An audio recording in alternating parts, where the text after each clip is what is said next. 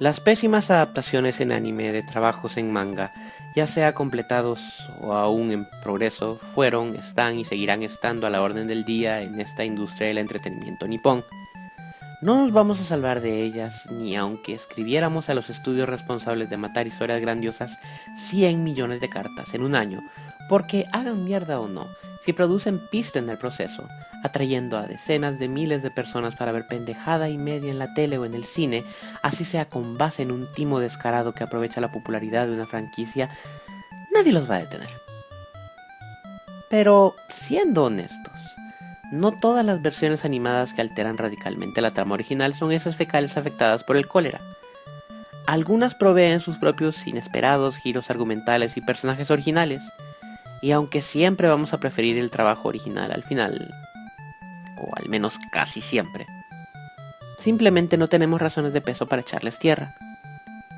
Mi problema es con los trabajos que solo aprovechan la imagen de algún personaje o concepto para vender, remendando la estupidez en 12 o 24 episodios a lo que caiga, dando como resultado no un trabajo artístico del que el equipo de producción pueda sentirse orgulloso, sino un comercial de varias horas de duración, cuyo producto, para colmo, vamos a ir a comprar como los pendejos bien hechos que somos. Así es, el anime al que tanto decimos querer, aparte de entretenernos, insulta nuestra inteligencia y nos roba también. Y como no nos queremos sentir ni insultados ni robados en público, inventamos excusas para darle crédito a un anime que no se lo merece y acabamos por hacer fandoms de gente igualmente estúpida para sentirnos menos pendejos.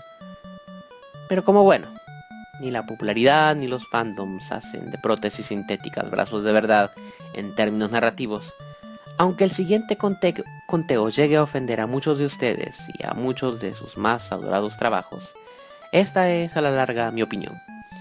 Así que no esperen que la cambiaré. Pero sí pueden contar con que la argumentaré lo mejor posible. Futatsu no Spika se ha llegado a convertir, así de simple, en uno de mis 10 mangas favoritos de todos los tiempos. La conmovedora y a la vez metafórica historia de Asumi, la jovencita que soñaba con todo el corazón convertirse en astronauta de JAXA a través de su nuevo programa, y la del grupo de amigos que ingresaron con ella en la misma generación, es decididamente echada a perder por una tormenta de simpleza e innumerables omisiones, presentándonos en su lugar un conato de historia dejada en el, entre comillas, conveniente punto de solo el mañana dirá, justo cuando Asumi y sus amigos se hallan aún en medio de las pruebas que decidirán si están calificados para viajar al espacio o no. Si hablamos de cliffhangers, este es uno de los más descarados y peor justificados en existencia.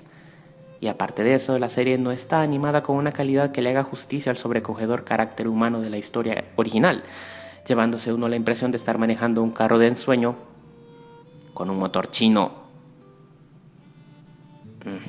El trabajo de los seiyus es decente, sin embargo, y en general, la versión anime de Futatsu no Spika rescata por lo menos el primer tomo del manga, siendo el resto un muy lamentable sincretismo que restriega en la cara de Asumi, Marika, Shu, Kei y Shin el legado de la amistad con la que hicieron el manga, algo por lo que hasta valía la pena derramar unas lagrimitas en determinados capítulos, claro.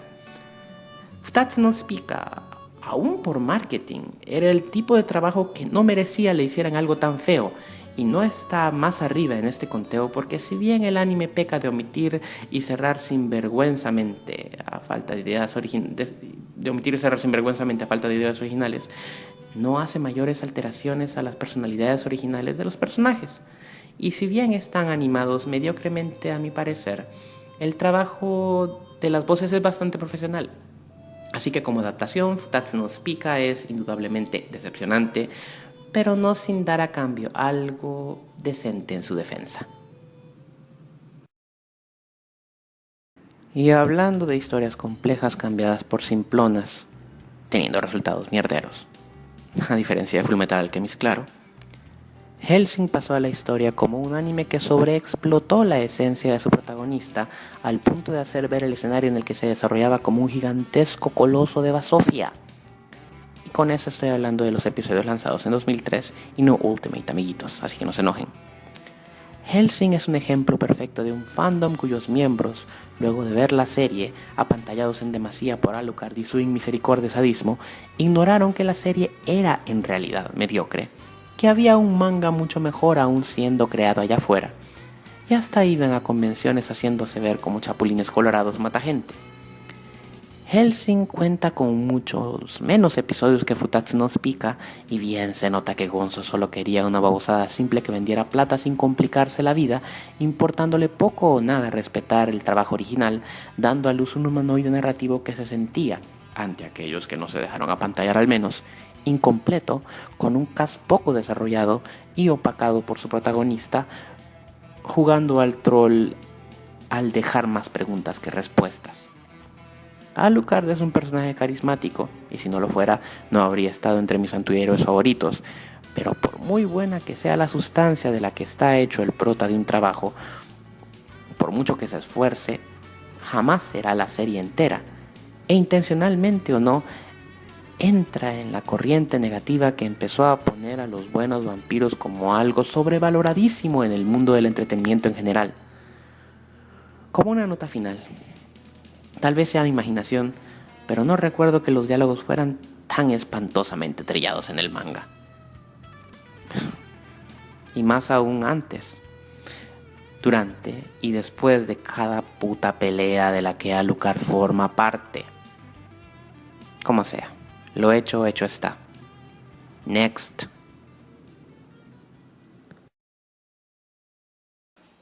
Independientemente de que ustedes crean que el final del anime es más optimista y más digno de su protagonista, en el sentido de que Asakura Yo no muere a lo pendejo por un manga acabado a la fuerza por órdenes superiores, la versión animada de Shaman King es un ejemplo primo de cómo una adaptación puede ser simplificada hasta en sus detalles más esenciales. En el anime, el background de cada personaje es mucho menos complejo y profundo de lo que se nos presentó en manga, incluyendo al ridículo remedio de Jar Jar Binks, Chocolov, y muchos de los miembros de los grupos con los que los protagonistas se encuentran en torneos y otros enfrentamientos. Además, la verdadera naturaleza de Hao, como némesis de la humanidad, es explicada con mucho más detalle, haciéndolo muchísimo más complejo y difícil de juzgar que al unidimensional Hao del anime, lo que facilita entender con claridad cuál es la dualidad entre él y yo, así como el crucial papel conciliatorio de Anna entre ambos. Shaman King, como fue el caso de Hellsing, como entretenimiento de a peso, está bueno, y en especial en una época en la que casi no había una real variedad de anime en América Latina, lo cual aumenta su valor nostálgico para quienes aún éramos otakus declarados en aquella época. Pero en retrospectiva, sincerándonos, a Shaman King, el manga, el anime le robó mucho de la grandeza estructural y explicativa que hiciera de un bestseller en Japón. Y un manga que debería ser más conocido en nuestro hemisferio, no solo para asombrarnos y entretenernos, sino también para enseñarnos por qué no se debe recortar tan radicalmente un prometedor clásico por burocráticos motivos comerciales. Han pasado los años y aún hoy insisto en que el anime de Elfen Lied, pese a su impacto visual y psicológico para novatos, desgracia tremendamente al fantástico manga al que Okamoto Rin diera vida, explicando las razones de su universo y atando cabos sueltos en su trama, incluyendo los dilemas existenciales de cada miembro de su variopinto elenco. Elfen Lied, el anime en sí, no es malo, pero es que su manga es demasiado bueno en comparación y hace ver a su contraparte animada sin exageraciones como una vil y reverenda mierda. ¿Qué era la conexión Lucy, Kaede, New en realidad? ¿Qué importa? ¿Quiénes eran las Diclonis en realidad? ¿Qué importa? ¿Qué sucedió con el plan del profesor Kakuzawa para hacer de las Diclonius el siguiente eslabón en la evolución humana? ¿Qué importa? ¿Es posible pensar que Kota y los demás pueden vivir en paz después de haber sido perseguidos por la SWAT nipona? ¿La SAT? ¿Qué carajos importa?